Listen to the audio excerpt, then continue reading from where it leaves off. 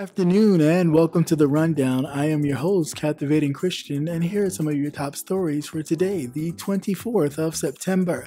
2 Louisville officers shot amidst Breonna Taylor's protest.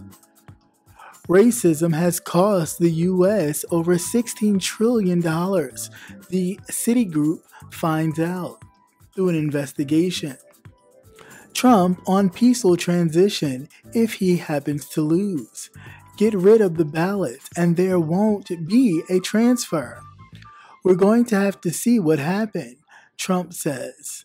You know that I've been complaining very strongly about the ballots, and the ballots are a disaster. Herbo purchases a former elementary school and turns it into a community center. Family mourns as mom shot and killed by police who were aiming for her dog. And what the hell did I do that for? Trump went on a crazy house rant about his criminal justice reform failing to improve his polling with black voters. Let's get to the news.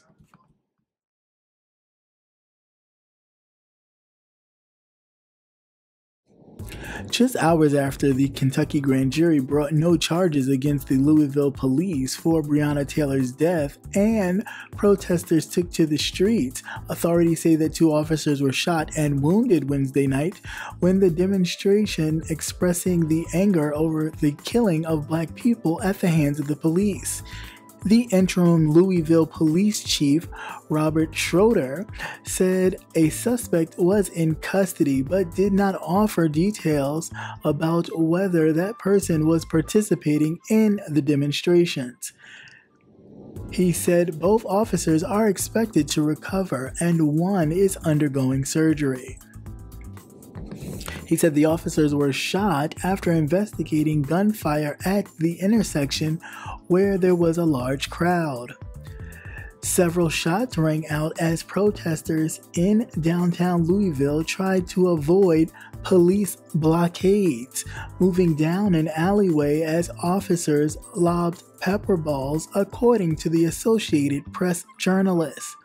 People covered their ears and ran away frantically, looking for a place to hide. The violence comes after prosecutors say that 2 officers who fired their weapons at Breonna Taylor, a black woman, was justified in using force to protect themselves after they faced gunfire from her boyfriend. The only charges were 3 counts of wanton endangerment against the fired officer, Brad Hawkinson, for shooting into a home next to Taylor's with people inside. The FBI, however, is still investigating potential violations of federal law in connection with the raid at Taylor's home on March 13th.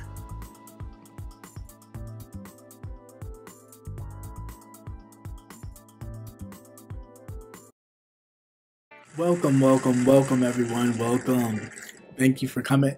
Welcome to the Rundown. I am your host once again, Captivating Christian, and here, this segment, I like to basically just give my personal thoughts on the articles for this afternoon. First, let's get some business out of the way. To all new channel subscribers as well as viewers, thank you so much for taking the time to watch what we do here at Cap Hill. I do ask that you like, share, and subscribe. Also hit that bell notification if you do enjoy the content. That way you never miss another update or anything that's going on here at Cap Hill. So, and to my state reps that are you in the chat, welcome. Always a pleasure to see you anytime we kind of get to hang out here at Cap Hill. It is always fun. So let's get into some things, or some articles rather. All right, so the first article, of course, we're dealing with the decision has been made by the grand jury in the case of the killing of Breonna Taylor. Now, a few weeks ago, even about a week and a half ago, the family had settled on a amount of money to which the cops would be not at fault for what happened.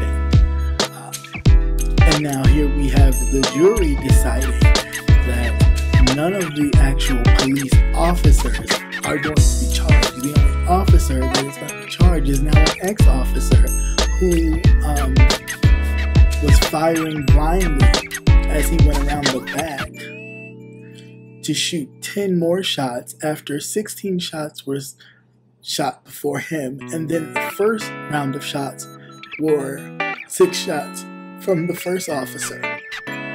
So then the only reason why this man is getting charged yet again is because he was shooting into a window where the blinds were down and he had no direct line of fire.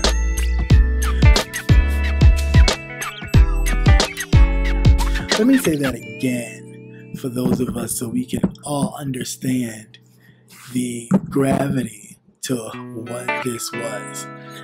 The first officer fired 6 shots. Upon that, of course, the boyfriend of Breonna Taylor thought the house was being, or the apartment was being invaded, which he has every right to. He is a licensed gun owner, so then he, in protecting his girlfriend, fired a shot. They fired 6 shots that the first officer did. The second officer then fired 16 shots into that door where Breonna Taylor and her boyfriend were. And then another officer went around the back and then fired 10 more shots into the back of this, window where he thought Breonna Taylor was supposed to be. Without a clear line of fire, he just fired his gun. And so that is the only officer, plus he had a history of some kind of questionable treatment towards people of color or whatever. So he was kind of sort of the scapegoat to kind of to where people wouldn't fly off the hinges. They needed someone at least to get some sort of charge, so he was the sacrificial lamb. Yeah, same thing I said. Absolutely ridiculous. But at any rate, again, here we have it where no one gets charged. People, one of the officers made a statement that they actually, and I'm paraphrasing, so don't quote me exactly, but that they felt that they did the moral thing, the moral and ethical thing in this situation. How is that moral? How is that morals? How is that ethical when, you were at the wrong place? This was a total barrage on a woman. You didn't have your research done correctly. You lied on the thing that you sent to the judge in order to get the no-knock warrant. You lied on that application. So therefore, where was the morals and the ethics? I mean, again, I'll wait because it just sounds like a bunch of BS to me. So again, I don't know.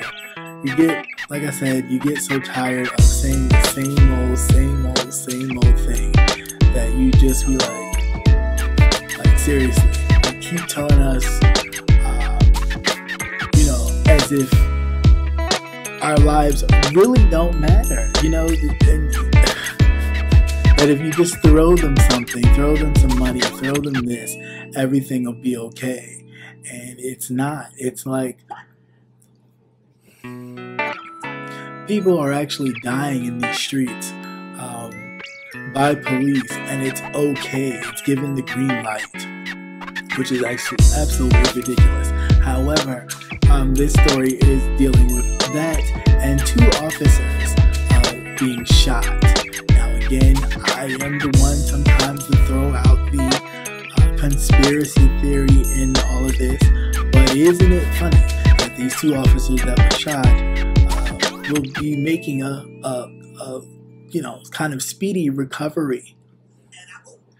I personally think that it's possible that you could have already had set up officers to be shot to help you, again, push for tougher police. And see, they're fighting against us because of this decision.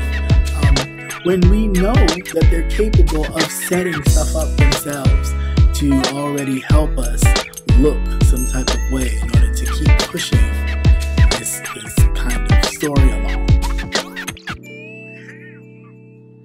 So, this is really a sad day that, a wall and a balcony window that you can't see through can get more justice than an actual black body. So the next time we want to, or people want to then question, well, Black Lives Matter, of course, all lives matter. Like people like to say, well, tell that to Breonna Taylor's family and this justice that they received by the hands and negligence of poor policing. Yeah, I'll wait for that because it's absolutely ridiculous. Nobody has time for that. Some of these officers and a lot of these departments just need to just stop it. Get some help. And seriously seek some help. Like really sit down and talk to someone and seek some help. This is not no good old boys club. This is not, the wild, wild west and we're, wrangling up bad guys like you were playing, back in the day when you were a kid.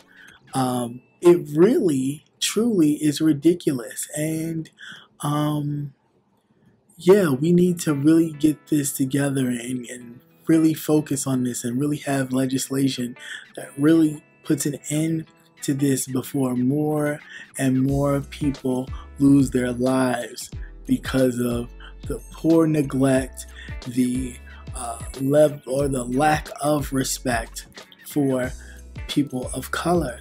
Enough. Like it is really starting to let me show that there is an executed order, and it's an executed order on black and brown people.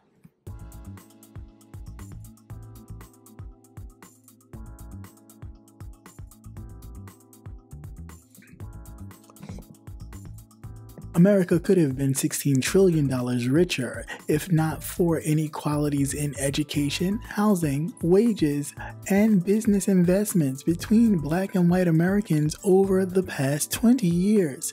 New researchers have concluded in a study released this week by Citigroup is the largest body of research that is attempted to quantify the economic impact of systematic racism. Citigroup arrived at its $16 trillion figure after estimating that black workers have lost a total of $113 billion in potential wages over the past 2 decades because they couldn't get a college degree. Also, the housing market has lost $218 billion in sales because of black applicants couldn't get home loans. And about $13 trillion in business revenue never flowed into the community because black entrepreneurs couldn't access bank loans. The U.S. could have a $5 trillion in gross domestic products over the next 5 years if those gaps and others were closed today, the study indicated. Racial inequality has always been like an oversized coat that one was sought to have been paid only by the underrepresentation of groups. Citigroup's banking chair said in a statement that what this report underscores is that this tariff is levied on all of us. The Federal Reserve data shows that the White House holds a net worth gross of 43% to the $61,200 between 1995 and 2016, while it remains flat at $35,400 for black families. Motley Investor Services found that 44% of Black households owned their own home in 2019, compared to that with 74% of white households. The study also highlights the real cause of long-standing discrimination against minority groups, especially against Black people, particularly in the United States. Citigroup's economists said also in a statement last year that explored how these and other inequalities have reduced the nation's wealth. The national GDP, the total value of goods and services, could be up to 6% or even higher by 2028 if the racial wealth gap is closed. This particular article, we're talking about racism. Yes, what else but racism? Oh, hell no! So, this basically was a study done by the Citigroup, which is a department of Citibank, right? So, they did a study on the financial effects of racism. Now, come to find out, surprise, surprise, that racism has cost America nearly $16 trillion.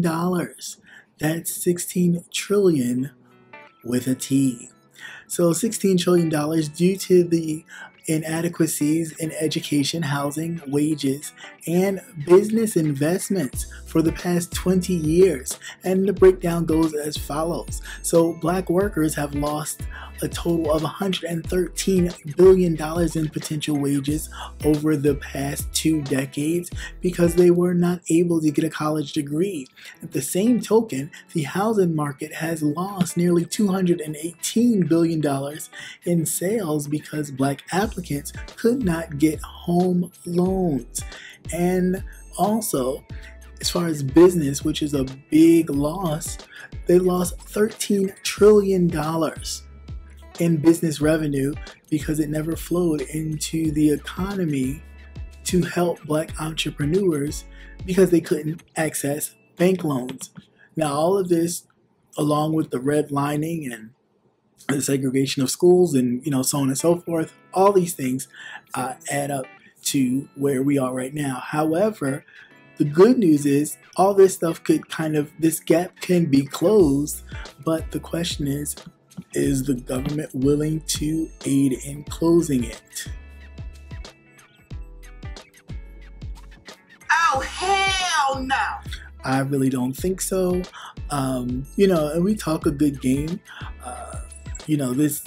Especially this administration, only looking for votes. So they talk a good stuff about doing stuff to actually better the plight of people of color. But in actuality, it's all about give me your vote and give me... Shut up and take my money! As long as we're throwing money, or if he finds a way that he can get money from it or vote, he will go for it. This is really big. It's a lot of things that we have been lacking on, that in order to catch up, they're talking about if the gap was closed, everything would be equal in 2028. Yeah. Or was that 21, 28? It was some big number. Hold on, let me make sure I get that correct before I go saying something crazy. But I know it was something. Yeah, 2028. That the GDP could be up by at least 6% and the gaps could start to close by 2028. That means 8 years of treating everybody fair across the board, no redlining, no loans going to certain folks and not others, just everything straight across the board. Do we really think that's possible in a place that was founded on racism and separatism? Yeah, I'll wait. Wait for that one. because I don't believe it to be happening. I'd rather dream about it, because we all know that a lot of people in this country. Why you being a dickhead fool? Stop being a dickhead. And after a while, like as the stuff that's going on in our nation right now, we're gonna really become very angry. Ain't nobody got time for that.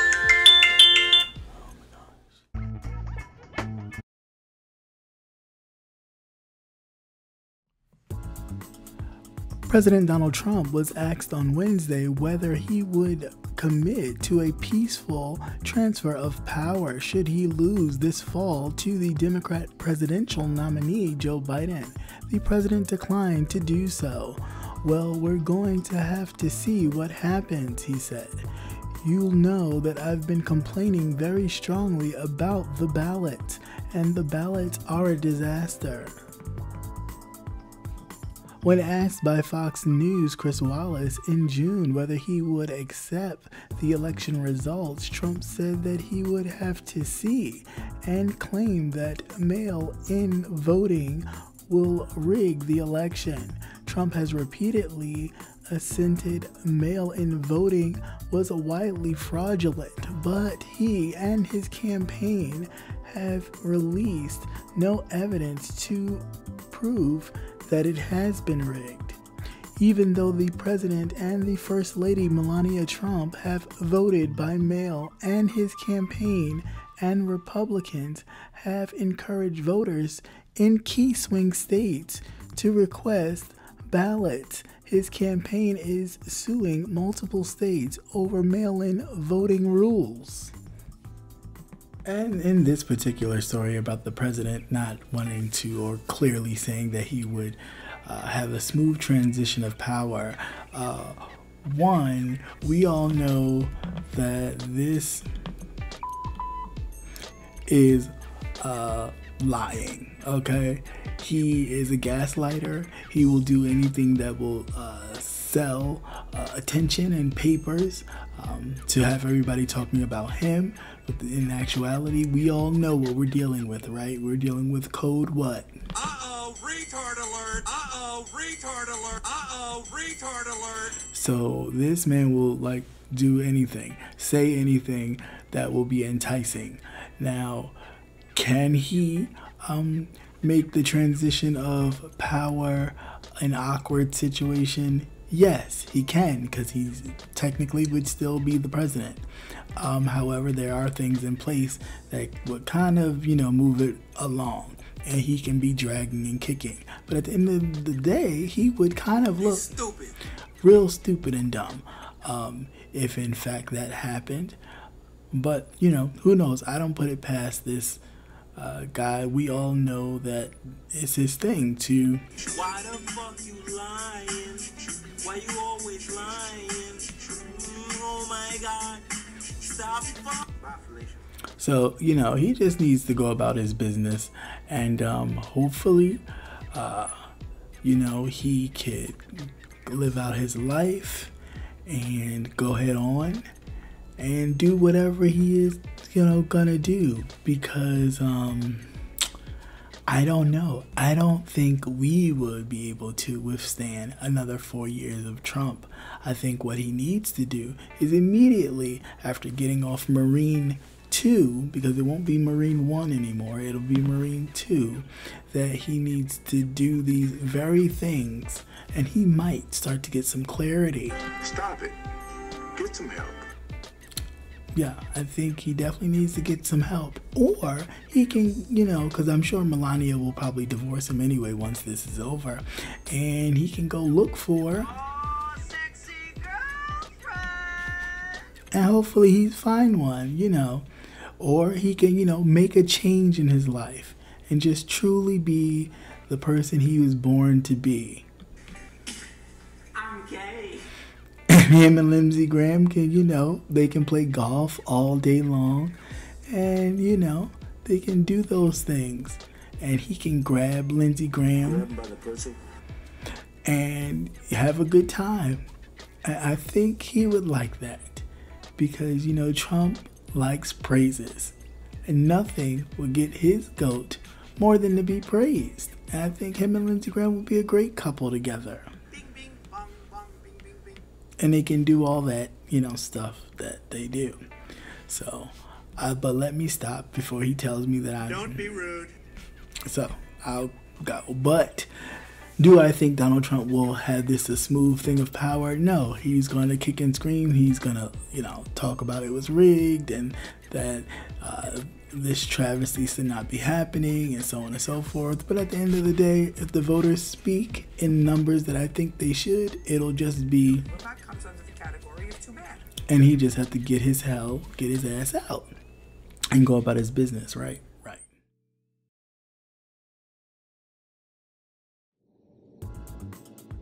The Chicago rapper has purchased an Overton Elementary School, which he attended as a child. The hot new hip-hop reports the school closed its doors back in 2013, but instead of letting the facility become another condemned building, Herbo decided to transform it into a community development center.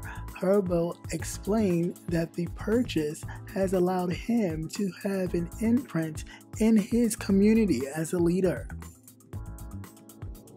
The rapper spent his past Saturday hosting a Year of the Youth give back to the community. The rapper spent this past Saturday hosting a Year of the Youth give back for the community's children. Herbo was joined by Chance the Rapper, Vince Mensa, Joey Purd, and other popular community figures as they marched through the city's south side and handed out over 2,000 backpacks filled with school supplies. There were also tents set up for COVID-19 as well as HIV testing and also voter registration stations. Hey, this is Captivating Christian here to remind you to tune in to Politics and Wellness every Tuesday night at 8 p.m. Politics and Wellness every Tuesday night at 8 p.m. You never know what you might get.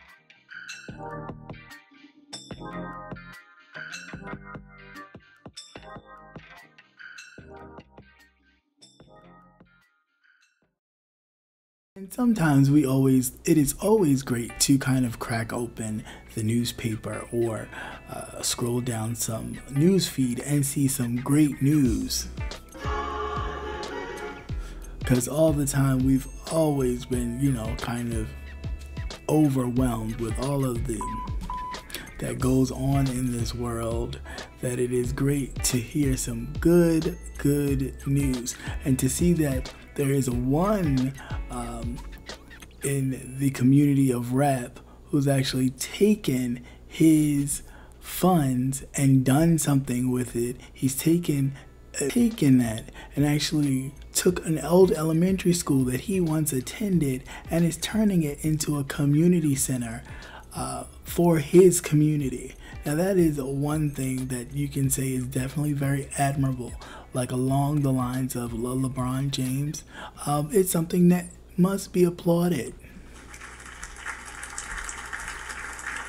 And we definitely need to applaud these things when they happen and not just always looking for the bad. We definitely have to, give credit where credit is due. I mean, somebody's doing something that is great.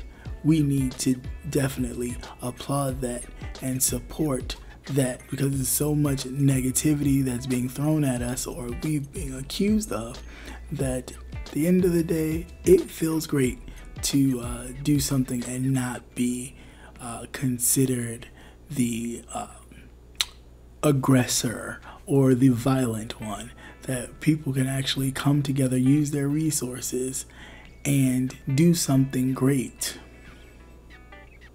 So once again, I applaud that young brother for what he's doing and trying to better his community, the community he actually came from, which I think is a great thing. So salute to you and hat off to you, sir.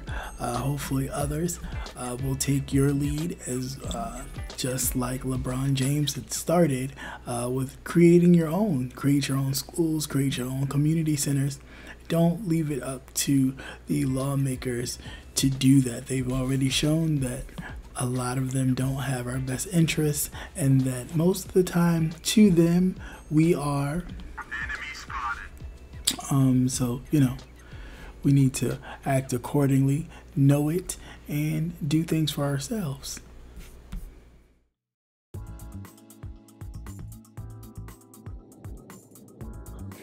A mother of three was shot and killed by a rookie police officer aiming for her dog in Arlington, Texas. She was shot in the chest by the officer who was responding to a 911 call about an unconscious woman.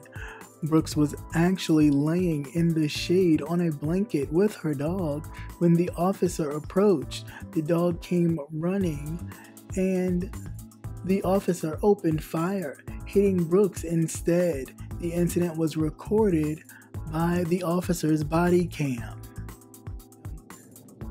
When he saw that the shooting, when he was told the shooting, a firefighter who was actually on his way to the scene when he was told that the shooting victim was his daughter. The officer has resigned from the force and was indicted for criminal negligent homicide, according to the victim's family. And they want him to face more serious charges of manslaughter.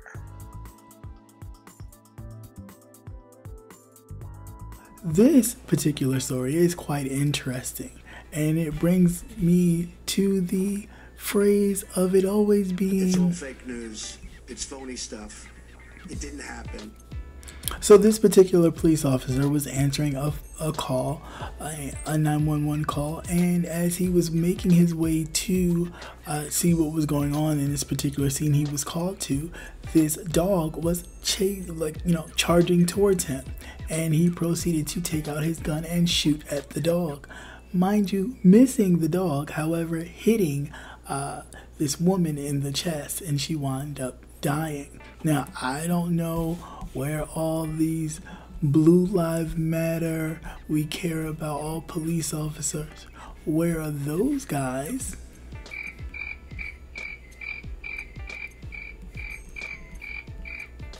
Because of course, they are very selective and they don't really have time to be concerned about all blue lives. Ain't nobody got time for that. They only concerned about certain blue lives, right? So let's be very clear. They're not concerned about all blue lives, just certain ones, like the white ones.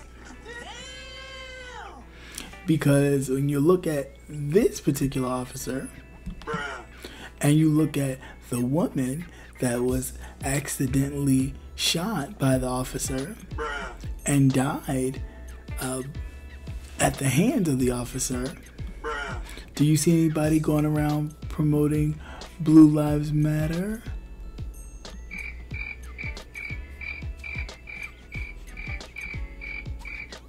Because it doesn't actually talk about what the actual problem is. The actual problem, let's be very clear, has everything to do with race. Because even white and black officers get treated differently about the actions that they take while in the uniform of blue. So make sure that those of you who happen to be people of color and want to make sure that when you're in the locker room and hanging with the good old boys, that you don't ruffle no feathers. Know that if you accidentally slip up or something happens, know that you, sir, will be the first one on the chopping block. Boy. And they won't think nothing of you. And as you go up in smoke and flames for whatever it is, or actually happen to be the one to go to jail for a crime that normally they could skate on through, while you're sitting in jail, you have time, plenty of time to think about all that has transpired and how you, thinking that you were doing your duty, that you were doing everything that you were told that this is what you're supposed to do because you want to protect and serve, but then at the end of the day, you make a mistake and without hesitation, you get the charges that other officers should have gotten, but because, you know, you ain't in the skin that wins, you, sir, did not. And that's it. Quiet, quiet. I'll be quiet. Don't be rude. I mean, it's true. It's true. You weren't in the skin that wins, sir. And I know sometimes you may have felt that way, and they may have treated you that way. But you found out that, nope, it's not you. So, yeah, you was Wrong. on that one. And hopefully, maybe you can get an appeal. Hello? And, other than that, all I can say for you, sir, is... Well, that comes under the category of too bad. And on to the next. And be sure to join Jay Wilson, Rebel Sun, The Official Kingpin, Conscious TV, and Captivating Christian this and every Thursday at 6:45 Central Standard Time, 7:45 Eastern Standard Time for the Gentleman's Panel, where we are not afraid to go there and discuss an array of topics. See you there. President Trump has reportedly scolded his senior aides after the criminal justice reform passed under his administration, which failed to energize black voters. "Why the hell did I do that?" he said, according to the administration officials who spoke with the Washington Post. Trump has tried to boost his standing among black voters through polling figures showing that he is still trailing the Democratic presidential nominee Joe Biden in terms of support. The legislation in question is called the First Step Act. It is aimed to tackle the major racial disparities in the prison system that disproportionately affect black people as a result of decades of long mass incarceration. Since the bill's passing in 2018, about 4,700 incarcerated people have been released or have had their prison sentences reduced. The Washington Post also reported that Trump scolded his then advisor Omarosa Newman for working to increase funding for historically black colleges and universities because the move failed to garner support among black voters. This particular story, you already know what time it is, so when you hear this sound, Uh-oh, retard alert! Uh-oh, retard alert! it can only be two people. Now, who could guess who it is? Can you guess? Can you guess? Can you guess? Can you guess? How about this voice? Because you'd be in jail. Really? Well, how about this? You are fake news. Yes, of course, it is President Donald Trump. So, of course, in true Trump fashion, he has always been trying to go after the black vote by hiring Omarosa Mandigal. She was supposed to smooth it over with us black folks because she's black and working for a person like Donald Trump. Bye, Felicia. So that didn't quite work out well. So of course he had to try something else. So what was his other thing to try? The prison reform bill, which he really did not change because it's the same prison reform bill that the predecessor before him issued. Okay?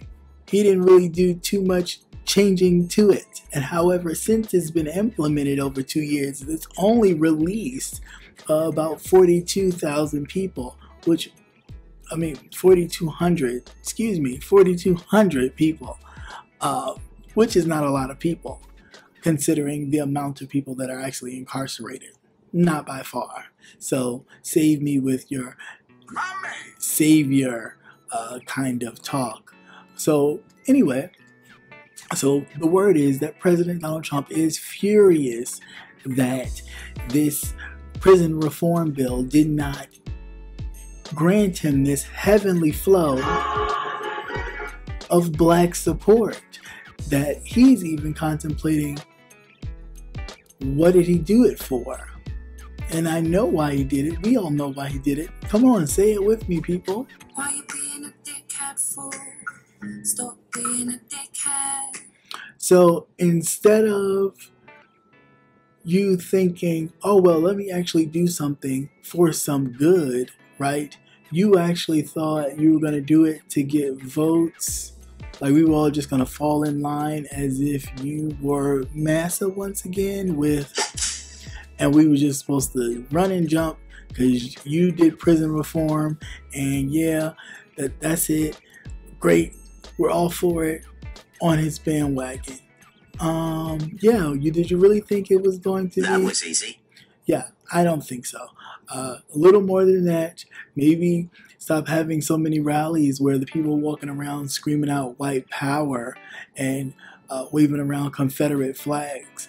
Because even those fools that you pay to stand in the back talking about black for Trumps, that we know in 2016 these were paid people to hold these signs. Yeah, so let's not. That you would actually sell yourself out for a couple dollars just to stand behind Donald Trump and hold a sign that says blacks for Trump. Boy. Now, don't get me wrong, there may actually be some black people for Trump. Now, my question is, how could you be for someone that is truly against you and doesn't see it for you and your skin color at all? But you can come at least other party people on the other side trying to do something. When this person really doesn't see it for you at all, how did you see that as equal? But I guess when you're used to being treated less than, that's something you're very comfortable in. But I'm sorry, the rest of us can give him a Oh, hell no. Because again, we don't have time for that. So I won't continue to. Don't be rude. I won't be rude about this, but the facts is what it is. He actually thought that he was going to get all of this praise from the black community because he did something like prison reform. Okay, but still people are incarcerated at a record number. You have people dying in the streets. You have Breonna Taylor situations. You have George Floyd situations. But you thought one thing as far as prison reform was going to have people cheering and clapping for you in the streets and have a big old parade? Damn, son, where'd you find this? I'm still trying to figure out where they found this. Uh-oh, retard alert! Because, Oh, hell no! yeah, we've all had enough. And I think your best bet right now until November 3rd is just... Shut up! Please, don't Twitter, don't nothing. Just... Shut up! And let it just go. Let it go. Again, woosah. Learn how to not be so much of a... Why you being a dickhead fool? Stop being a dickhead. Because we all know that, you know what it is? I figured it out. It's probably because Melania doesn't sleep with you and you have... I've got balls of steel. I've got balls of steel. And to be honest, that would make any man pretty angry. To the point where he'd probably be mad at everything. So for that, I can say I understand maybe just a little bit. But maybe you need to go relax them. I've got balls of steel. And, just find something to do with your time while you have time left.